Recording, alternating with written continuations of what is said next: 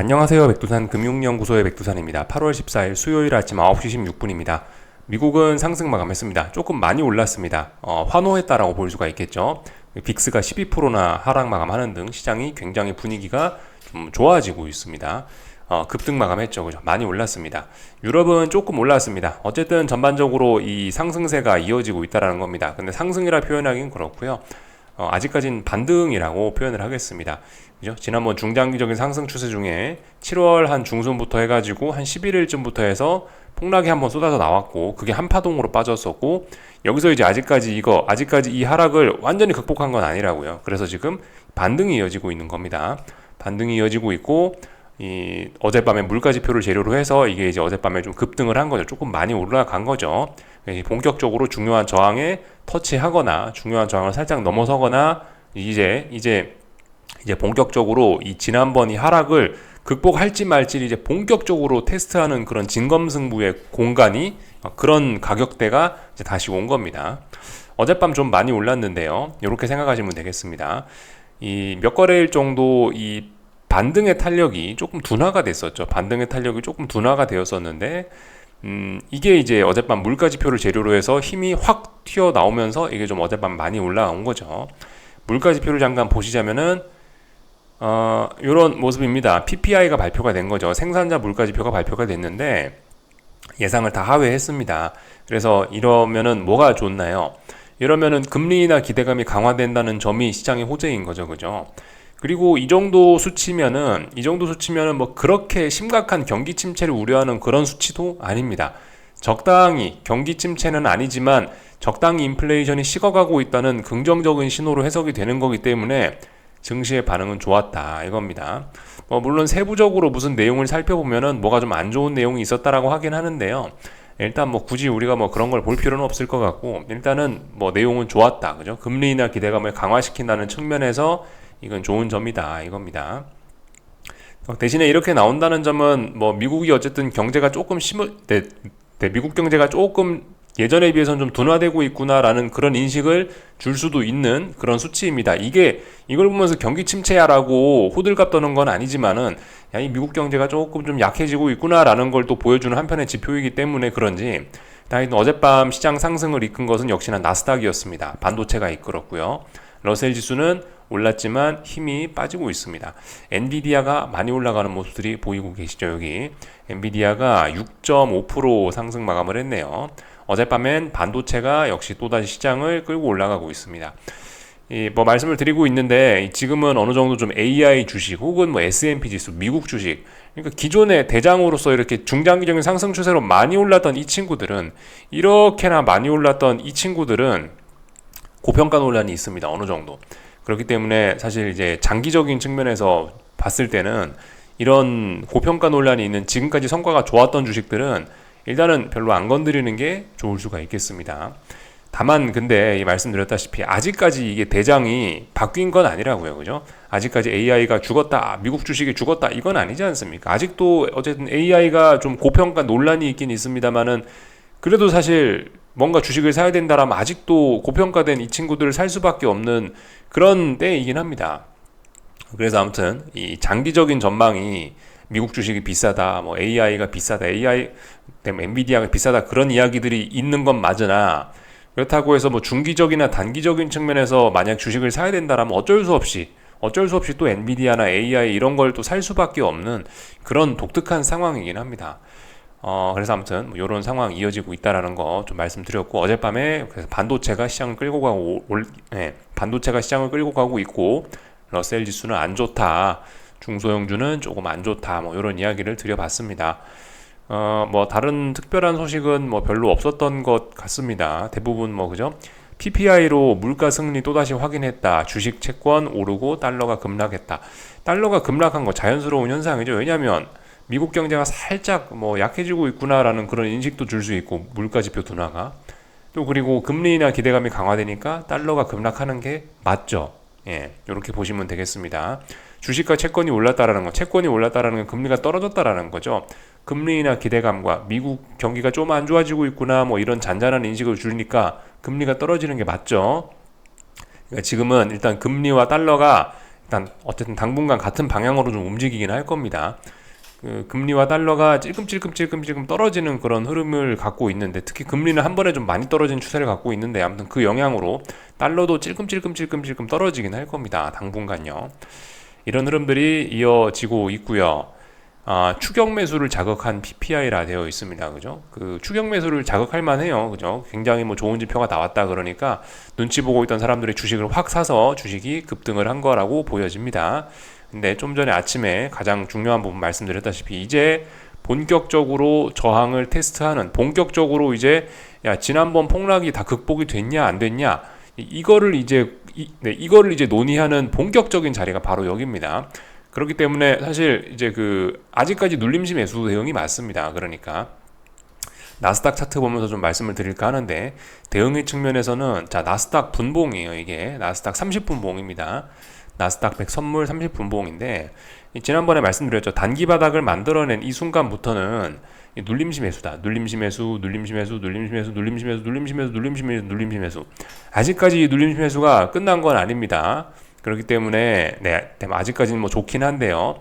다만 이제 뭐죠? 여기 위에서 내려오는 이 빨간색 선이 이제 일봉에서 따져보면 이게 21선입니다. 21선이 급격하게 내려오고 있는 점은 분명히 부담이란 말이에요. 그러니까 이걸 넘어가야 이제 뭐 본격적으로 V자형 반등도 할 수 있고 본격적으로 좀 오를 수 있다라는 겁니다. 이걸 사실 의미 있게 넘어서기 전까지는 다시 시장의 불안감이 자극되면서 아래쪽으로 또다시 많이 또 갈 수 있거든요. 그래서 지금 이 자리는 뭐다? 말씀드렸다시피 어떤 이 지난번 폭락의 영향을 완전히 극복할 것이냐 말 것이냐를 본격적으로 싸우는 게 지금 이 자리라고요. 그죠? 그렇기 때문에 지금까지 단기 바닥 만들고 나서 눌림시 매수입니다 라고 말씀을 드렸고요. 그죠? 지난번 힘을 쌓아왔기 때문에 여기서 호재에 의해서 힘이 한 번에 확 터져 나온 거, 이것까지 봤죠. 어쨌든 그래서 눌림시 매수 했는데, 이제 사실 이 자리는 약간 고민을 해봐야 되는 자리입니다. 무분별한 눌림시 매수, 여기서 이거는 조금 좀 곤란할 수 있겠죠. 이 부분은 좀 생각을 해봐야 되는 자리입니다. 어쨌든 근데 이 오늘 밤에도 물가 지표가 발표 예정이고, 이 지난번에 올라오던 이런 힘들이 있고, 그렇기 때문에 당장 여기서 시장이 훅 하면서 하루 이틀 만에 다시 한 번에 하락 전환이 되기는 좀 분명히 좀 어려울 겁니다. 그래서 여기서 이제 당분간 이제 좀 싸우겠죠. 당분간 이 자리에 싸울 겁니다. 야, 우리 V자형 반등으로 갈까? 아니면 여기서 다시 한번 바닥을 테스트하러 갈까? 저는 개인적으로 이제 이거 다시 한번 바닥을 테스트하러 한번 출렁한다라는 게 일단 저의 기본 시나리오이긴 합니다. 물가지표가 오늘 밤에 발표될 예정인데, 물가지표가 발표된다고 해도 뭐 오버슈팅으로 위쪽으로 한 번 더 쏴붙일 수는 있겠지만은, 그렇다라고 해서 당장 이걸 V자형으로 넘어가기는 조금 좀 곤란할 것 같다라는 생각이에요.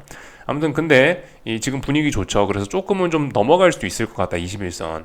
근데 뭐 넘어가더라도 결과적으로 한번 뭐 출렁하면서 아래쪽으로 한번 가면서 이쪽에 있는 지난 월요일 저점이라든가 아니면 지난번 단기 바닥, 이런 자리들을 좀 확인을 할 필요는 있을 것 같다라는 생각이고요. 아무튼 그래서 그죠? 이쪽 주변에서 출렁할 수 있기 때문에 뭐 기존에 밑에서 주식을 잡아갖고 이렇게 수익을 끌고 오시던 분들은 이쪽 부분에서 이제 잘 고민을 해야 되는 거죠. 주식 비중을 조금씩 줄이는 게 맞지 않을까? 현금 비중을 늘리는 게 맞지 않을까라고 하면서 고민을 진지하게 하셔야 되는 부분인 거고, 혹은 뭐 공격적으로 하실 분들은 여기서 하방 베팅을 할 그런 기회를 생각을 하셔도 되는 겁니다. 그죠? 그런 걸 좀 고민을 해보실 때입니다. 이제 그 정도 되는 가격대에 왔어요. 그 정도 되는 가격대에. 그러나 지금 현재 아침 9시 반 정도 됐는데요. 아직까지는 근데 이제 어젯밤에 상승의 탄력도 있고 해서 짱짱하게 아직까지는 시장이 굉장히 매수 우위의 그런 시장이기 때문에 어쨌든 잘 올라가고 있습니다. 하여튼 눌림시 매수 말씀드렸는데, 여기서부터는 이제 약간 좀 이제 고민을 진지하게 해보셔야 되는 자리이고, 어쨌든 여기서 한번 쿵 빠진다라고 해도 그래도 눌림시 매수 생각을 하시는 게 맞긴 맞을 겁니다. 그죠? 많이 빠지면 이제 그러면 이제 다시 눌림시 매수 생각하셔야 되겠죠. 이건 중기적인 관점에서 눌림시 매수를 생각하면 될 것 같습니다.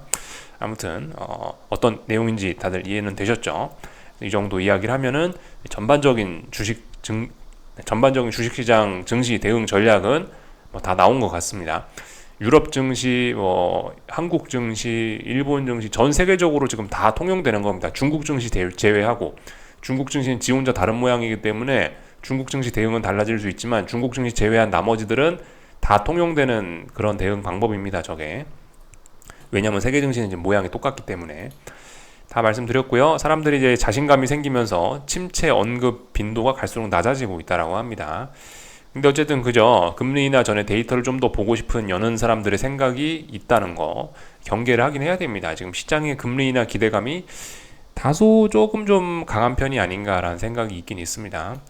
하여튼 뭐 소기업 낙관론이 아직도 2년 반 내 최고라는 이런 소식들도 있는데, 그러니까 아직까지 이 시장의 추세 자체는 죽지는 않았다라고 보는 게 맞다고요. 그죠? 아직까지는 잘 올라가고 있다.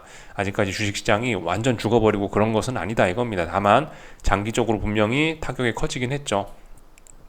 PPI 둔화에 9월 빅컷 기대 커졌다. 그죠? 50bp 인하 확률이 다시 높아졌다 이겁니다. 그래서 전반적인 내용들 좀 다 살펴봤습니다. 그죠? 이겁니다. 예.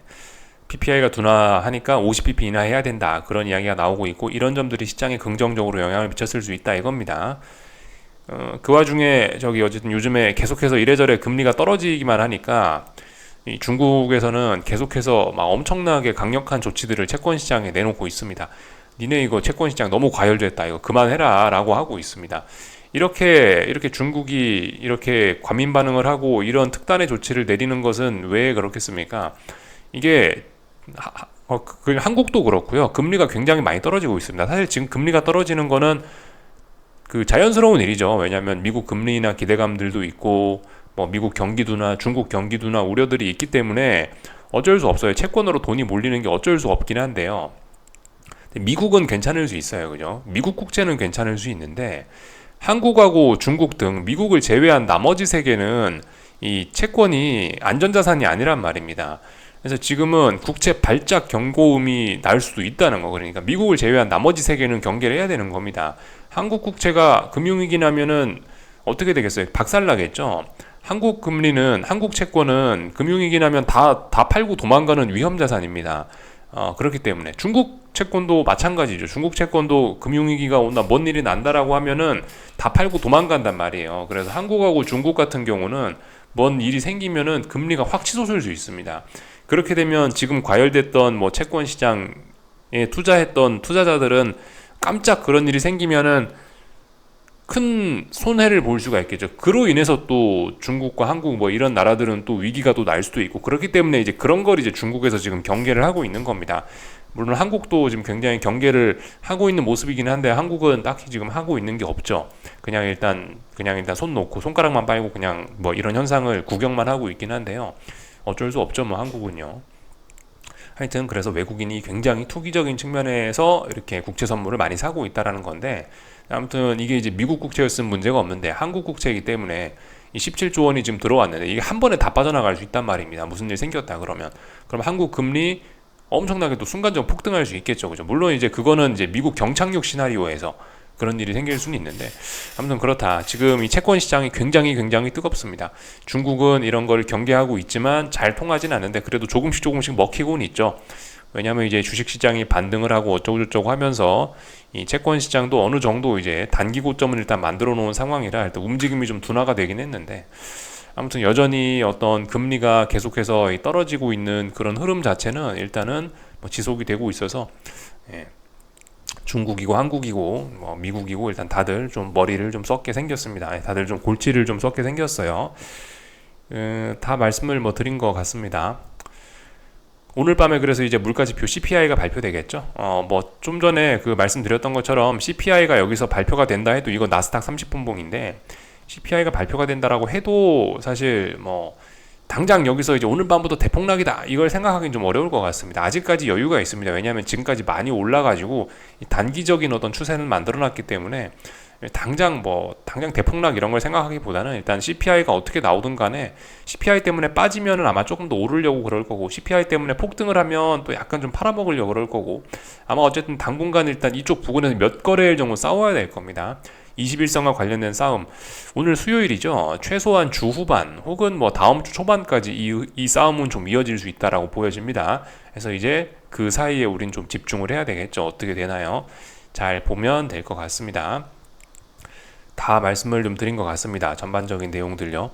어젯밤에 금리는 떨어졌죠. 오히려 그죠? 채권이 올랐다고요. 그래서 이거는 이제 10년 채권 선물 이제 30분 봉인데 아무튼 이렇게 잘 올라가고 있습니다. 사실 어젯밤에 제가 영상 녹화했을 시점이 대략적으로 이 정도 시점인데 이 영상 녹화하고 나서 이 정도 시점에서 보시다시피 탁 지지력이 나오면서 여기서부터 반등을 했습니다. 그리고 물가지표가 발표된 순간이 이 시점이죠. 그래서 일단 다시 이 금리가 떨어지고 채권 선물이 이렇게 올라가기 시작했습니다. 이 개인적으로는 일단 이번에는 일봉상 보시면 여기 이런 단기 고점 정도가 만들어져 있어 갖고 당장 여기서 막 폭등 랠리를 또 이어나가기는 일단 어렵다라는 생각을 일단 하고는 있는데요. 일단 그죠. 이것도 결과적으로 이제 앞으로 한 3, 4거래일 정도 이제 보고 봐가면서 이제 진행을 해야 될 그런 부분인 것 같습니다. 이 주식 시장이 21선을 앞으로 한 앞으로 한 2, 3거래일 혹은 3, 4거래일 정도 보면서 싸워야 된다라 말씀드렸는데 이제 어떤 채권 시장의 이 전고점 싸움 이것도 결과적으로 이것도 한 몇 거래일 정도 우리가 좀 지켜봐야 될 것 같습니다.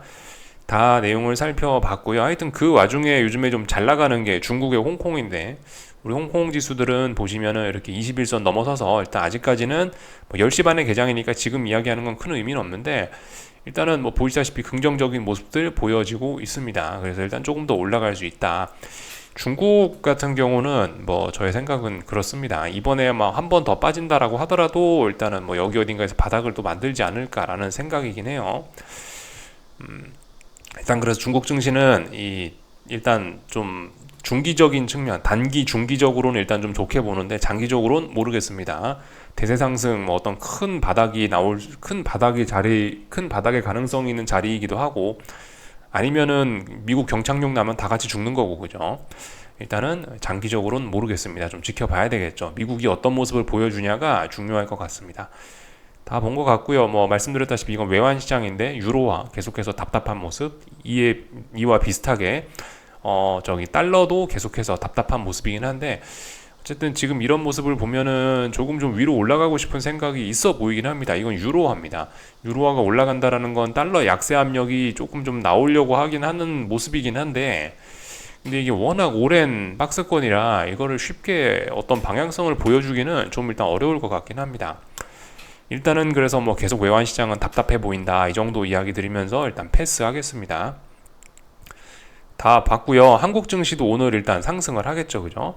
한국 증시에서도 저기 비슷비슷합니다. 오늘 좀 전에 나스닥 제가 열심히 그림 그려가면서 설명했던 걸로 대체가 가능한데 이 코스피 지금 보시면은 이거 코스피나 코스닥이나 지금 다들 좀 이제 고민을 좀 하셔야 되는 자리입니다. 뭐 물론 뭐 지금 오늘 현재 코스피가 이렇게 음봉이 나오고 있지만 이런 음봉은 별 의미 없는 음봉이고요. 이거 아직까지 잘 올라가고 있다라 보시면 됩니다. 하여튼 근데 이제 다들 21선 부근의 어떤 잔잔한 영향을 받는 그런 자리까지 왔단 말이에요.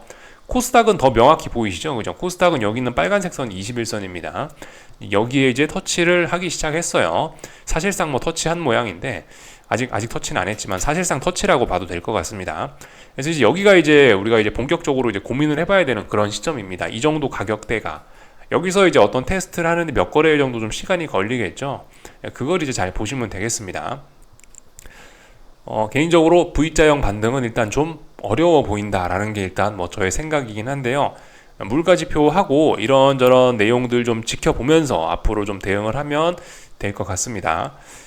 그래서 일단은 지금은 뭐 일단 오늘은 뭐 당장 뭘 움직이고 그럴 필요는 일단 없을 것 같긴 합니다. 일단은 뭐 계속해서 좀 지켜보면서 21선 관련된 어쨌든 근데 상승은 조금 둔화가 되긴 하겠죠. 왜냐하면 21선 부근까지 이제 바싹 올라왔으니까 21선이란 자리가 지난 폭락의 영향을 완전히 극복하느냐 마느냐를 이제 결정하는 그 의미가 있다라 말씀드렸죠. 그렇기 때문에 일단 뭐 그냥 지켜보면 될 것 같고 변동성 지수들은 많이 안정되고 있는데 이제 자꾸 이 좀 모습들이 잠깐 변동성 지수 좀 한번 보겠습니다. 이 변동성 지수들이 지금 보시면은 많이 안정되긴 했는데 조금 좀 주의할 필요는 좀 있을 것 같습니다. 왜냐하면 이게 어쨌든 우상향 이런 걸 좀 만들어 놔버려 가지고 이평선들이 좀 많이 이렇게 그 이평선들이 예전엔 다 우하향이었는데 이제 슬슬 이제 펴 올라오는 지금 그런 모습이라 가지고 어쨌든 아직까지는 당장은 뭐 고민하고 뭐 그럴 건 없는데요.